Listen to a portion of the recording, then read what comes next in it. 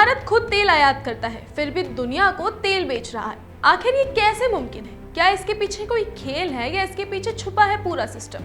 चलिए इसे आसान भाषा में समझते हैं, भारत के तेल का असली गणित। नमस्कार, मैं श्वेता और आप देख रहे हैं आपका अपना चैनल द इंडिया मूव्स। क्या आपने कभी सोचा है कि जब भारत खुद अपनी जरूरत का ज्यादातर तेल बाहर से मांगता है तो फिर वही भारत दूसरे देशों को तेल कैसे बेचता है?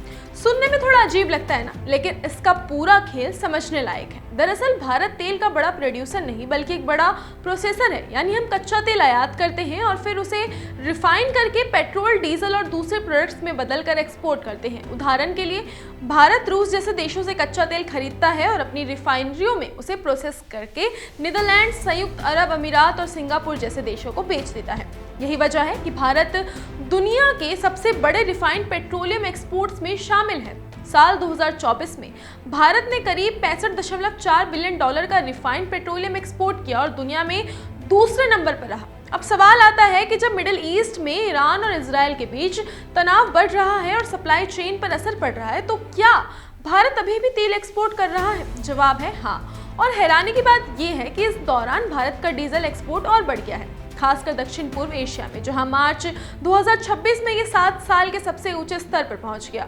अब आप सोच रहे होंगे कि ऐसा कैसे हो रहा है, तो इसके पीछे कारण है कि मिडिल ईस्ट से सप्लाई कम होने के कारण दूसरे देशों में डिमांड बढ़ गई और भारत इस मौके का फायदा उठा रहा है। भारतीय रिफाइनरियों ने रूस से ज्यादा मात्रा में सस्ता तेल खरीदकर उसे प्रोसेस किया और एक्सपोर्ट कर दिया, जिससे उन्हें अच्छा मुनाफा भी मिल रहा है। हालांकि सरकार ने घरेलू जरूरतों को ध्यान में रखते हुए डीजल पर 21.5 रुपए प्रति लीटर का एक्सपोर्ट टैक्स भी लगाया है, ताकि देश में कमी ना हो। अब बात करते हैं कि क्या भारत के पास इतना तेल है कि वे एक्सपोर्ट भी कर सके? तो फिलहाल स्थिति कंट्रोल में है।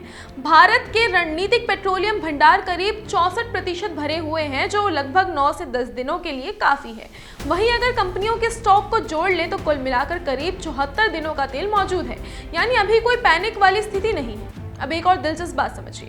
मार्च 2026 में भारत का कुल कच्चा तेल आयात 127 बिलियन बैरल रहा, जो फरवरी में 145 मिलियन बैरल से कम है। लेकिन इस दौरान रूस से आयात 55.5 मिलियन बैरल तक पहुंच गया, जो पिछले 9 महीनों का सबसे ज्यादा स्तर है। यानी जहां मिडिल ईस्ट से सप्लाई कम हुई, वहीं रूस और कुछ हद तक अंगोला जैसे देशों से आयात बढ़ गया और इसी से बैलेंस बना रहा। अब जरा सोचिए, अगर पूरी तरह से हॉर्मुज जैसे अहम रास्ते बंद हो जाए तो क्या होगा? यही वजह है कि भारत अलग अलग देशों से तेल खरीदकर अपने सिस्टम को सुरक्षित रखने की कोशिश करता है। तो कुल मिलाकर समझने वाली बात यह है कि भारत सीधे कच्चा तेल बेचने वाला देश नहीं बल्कि वैल्यू एडिशन करके रिफाइंड प्रोडक्ट्स बेचता है, और यही स्मार्ट रणनीति उसे संकट के समय भी ग्लोबल मार्केट में मजबूत बनाए रखती है। तो अगली बार जब आप सुने कि भारत तेल एक्सपोर्ट कर रहा है, तो ये जरूर याद रखें कि कच्चा तेल नहीं बल्कि प्रोसेस्ड प्रोडक्ट्स जो हमारी रिफाइनरियों से निकलकर दुनिया भर में जा रहे हैं। अगर फिर भी आपके मन में कोई सवाल हो तो हमें कमेंट्स कर जरूर बताएं।